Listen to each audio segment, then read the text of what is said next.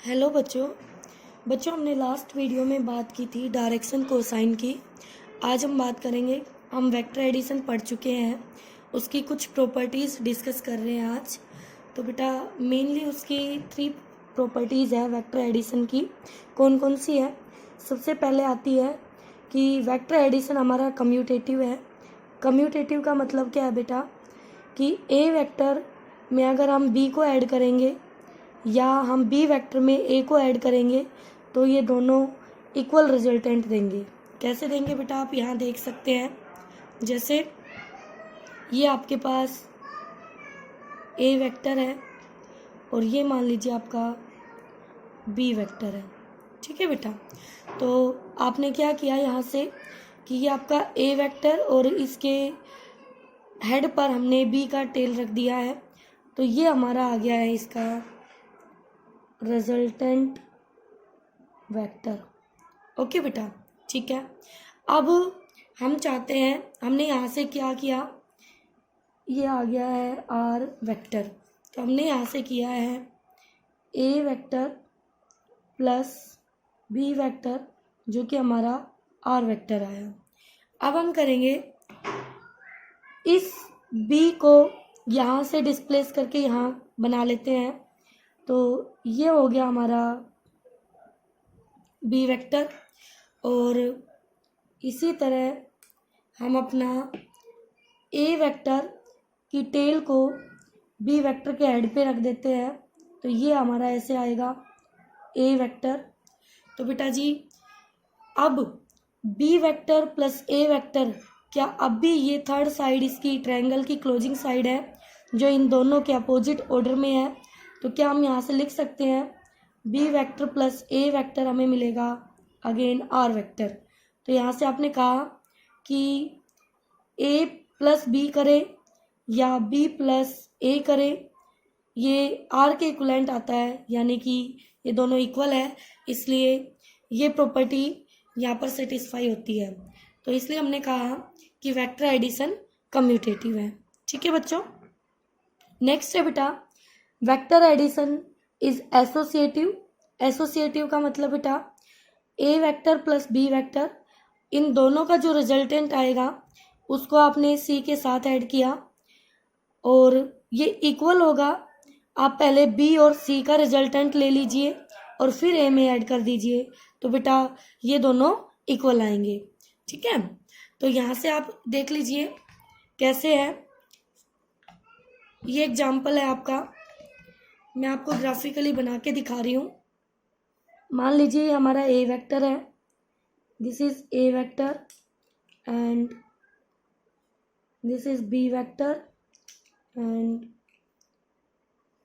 This is C vector. Okay, तो चलो अब स्टार्ट करते हैं। तो यहाँ से ए और बी, ये हुआ ए बी का रिजल्टेंट, यानी ए प्लस बी। पहले हमने ए प्लस बी किया, ए में बी को ऐड किया और देन हम सी को ऐड करेंगे। तो बताइए क्या ये इनका रिजल्टेंट आएगा फाइनल आर रिजल्टेंट, जो कि इक्वल होगा ए plus B plus C vector. Yes ma'am, यही होगा। अब आगे देखिए बेटा, अब आप बी वेक्टर और सी वेक्टर का रिजल्टेंट लिखिए। तो बी वेक्टर और सी वेक्टर को ऐड कीजिए पहले। तो यहाँ से आपने, ये दोनों सेम ऑर्डर में है ये वेक्टर आपके, और इनके अपोजिट ऑर्डर में ले जाके क्लोजिंग साइड को हमने लिख दिया है यहाँ पर B vector plus C vector. अब देखिए बेटा, अब आपके पास ये ए वेक्टर है और ये आपका बी और सी का रिजल्टेंट है, तो क्या ए में हम बी प्लस सी को ऐड करके फिर ऐड करेंगे तो भी ये आर के इक्वलेंट आ रहा है, यानी थर्ड क्लोजिंग साइड। तो अब यहाँ से हमारा जो आर वेक्टर आया है क्या वो इक्वल आता है ए वेक्टर प्लस बी प्लस सी। तो फ्रॉम 1 and 2, इसको आप 1 कहें और इसको आप 2 कहें, तो फ्रॉम 1 and 2 क्या हम ये कह सकते हैं कि ए प्लस बी और उसमें हमने सी को ऐड किया और फिर हमने बी सी को ऐड करके ए में ऐड किया। ठीक है, तो ये हमारा इक्वल आएगा, ये आपका रिजल्टेंट वेक्टर। ओके बेटा, तो ये कौन सी प्रॉपर्टी थी हमारी बेटा? ये हमारी थी एसोसिएटिव। कौन सी थी बच्चों? एसोसिएटिव। अब नेक्स्ट चलिए बेटा, vector addition is distributive. Distributive का मतलब क्या है? डिस्ट्रीब्यूट करना एक तरह से, यानी अगर कोई यहाँ पर एक स्केलर टर्म है लैम्डा आपका, और वो a प्लस बी इन दोनों के रिजल्टेंट से हम मल्टीप्लाई कर रहे हैं, तो चाहे हम इनको इन दोनों का रिजल्टेंट ले और फिर लैम्डा से मल्टीप्लाई करें, या फिर इन दोनों को इंडिविजुअल लैम्डा से मल्टीप्लाई करके फिर इनका रिजल्टेंट ड्रॉ करें, तो वो हमारा सेम आएगा बेटा। तो ये थी आपकी डिस्ट्रीब्यूटिव प्रॉपर्टी। ओके बच्चों, अब देखिए बेटा, नेक्स्ट आता है सब्ट्रैक्शन ऑफ वेक्टर। बेटा मैं पहले भी जिक्र कर चुकी हूँ कि एक तरह से सब्ट्रैक्शन नहीं होता है, वो एडिशन ही होता है। तो subtraction of A vector is also addition, but it is addition of A vector with negative of A vector. आप एक वेक्टर को दूसरे वेक्टर के नेगेटिव के साथ ऐड करते हैं, तो वो आपका सब्ट्रैक्शन ऑफ वेक्टर कहलाता है। जैसे ए वेक्टर है माइनस बी वेक्टर है, तो इसको हम लिख सकते हैं A vector plus negative of B vector. और बेटा मैंने इसको ऐड करना भी आपको सिखाया है। कैसे सिखाया है देखिए, this is A vector and this is B vector. अब हम चाहते हैं कि ए वेक्टर में बी को सब्ट्रैक्ट करें, तो इसको हम कैसे लिखेंगे बेटा? हम लिखेंगे A vector plus minus B vector. तो बी का माइनस ड्रॉ कीजिए इसके अपोजिट में उतने ही मैग्नीट्यूड का, this is minus B vector. अब ए और बी का जो रिजल्ट आएगा वो एडिशन से आएगा, यानी आप अपना पैरेललोग्राम कंप्लीट करेंगे, दिस इज द पैरेललोग्राम। तो यहाँ पर ये इनका जो रिजल्टेंट आएगा ये, तो ये होगा आपका A vector plus minus B vector, जिसको हम लिखते हैं A vector minus B vector, और इसको हमने कह दिया subtraction of A vector. Okay बच्चों, ठीक है बेटा। आगे देखिए बेटा, आगे जो टर्म हम डिस्कस कर रहे हैं बहुत इंपॉर्टेंट टर्म है आपकी, तो आपको ध्यान से समझना है। रिजोल्यूशन ऑफ ए वेक्टर क्या होता है? देखिए बेटा, resolution of A vector, resolution of A vector या फिर कंपोनेंट ऑफ ए वेक्टर भी हम कह सकते हैं। ठीक है बेटा। बच्चों आपके पास कोई भी गिवन वेक्टर है, ये जैसे मान लीजिए फॉर एग्जांपल ये आपका कोई आर वेक्टर है, ठीक है। इस आर वेक्टर को हम नंबर ऑफ वेक्टर्स में स्प्लिट कर सकते हैं different directions, R acting in the different directions. कैसे, मैं दिखाती हूँ आपको। जैसे मैंने यहाँ से ये बना दिया ए वेक्टर, ठीक है।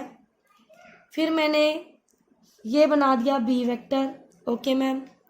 फिर मैंने ये बना दिया सी वेक्टर, ठीक है।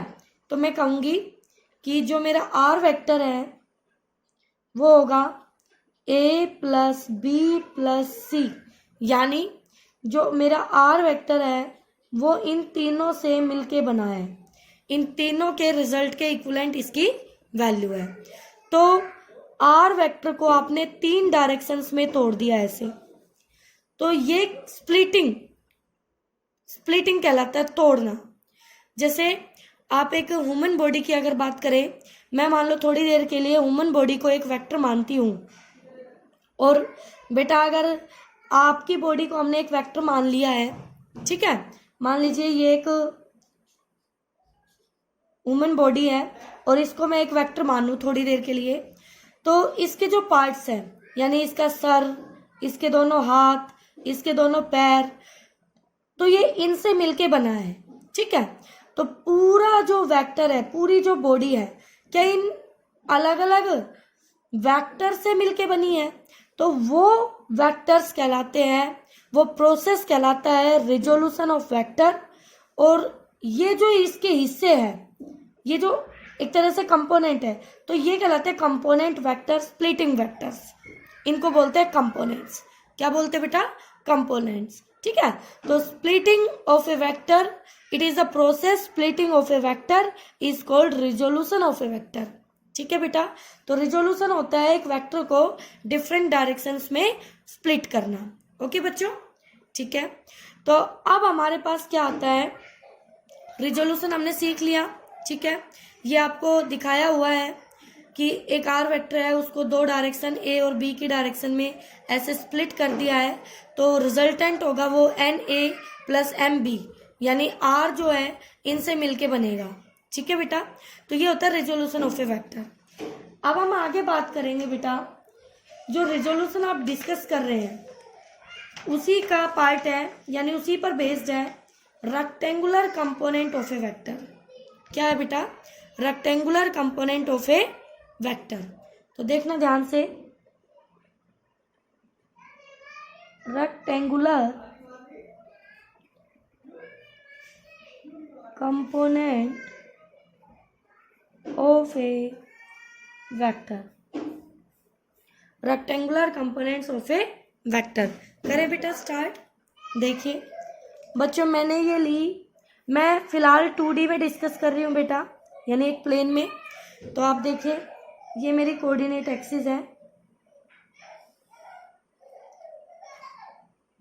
एक्स वाई, और ये मैंने मान लिया मेरा कोई भी वेक्टर है, ए वेक्टर ओपी पॉइंट।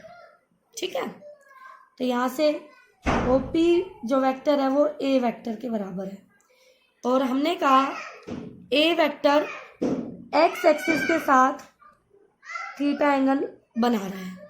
चलो बेटा, तो बेटा रेक्टेंगुलर कंपोनेंट यहाँ से क्लियर है, रेक्टेंगुलर कंपोनेंट, तो एक रेक्टेंगल की जो दो साइड होती है उनमें खास बात ये होती है कि वो दोनों परपेंडिकुलर होती हैं। ठीक है, वो क्या होती है? परपेंडिकुलर, और इसी को हम ऑर्थोगोनल कंपोनेंट भी कह सकते हैं।